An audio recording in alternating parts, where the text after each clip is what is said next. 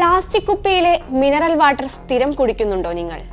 എങ്കിൽ സൂക്ഷിച്ചോളൂ, അത് നിങ്ങളെ നിത്യരോഗിയാക്കുമെന്നാണ് പുതിയ പഠനങ്ങൾ പറയുന്നത്.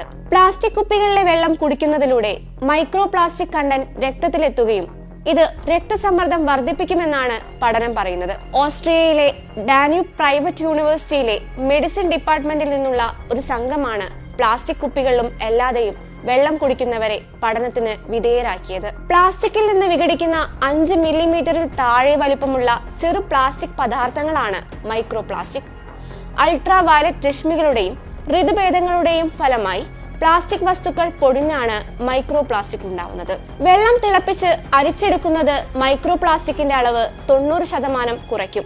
മൈക്രോ പ്ലാസ്റ്റിക് ശരീരത്തിലെത്തുമ്പോൾ ഹൃദ്രോഗം, ഹോർമോൺ അസന്തുലിതാവസ്ഥ, ക്യാൻസർ എന്നിവയ്ക്ക് കാരണമാകുമെന്ന മുൻ പഠനങ്ങളെ അടിസ്ഥാനമാക്കിയാണ് പുതിയ പഠനം.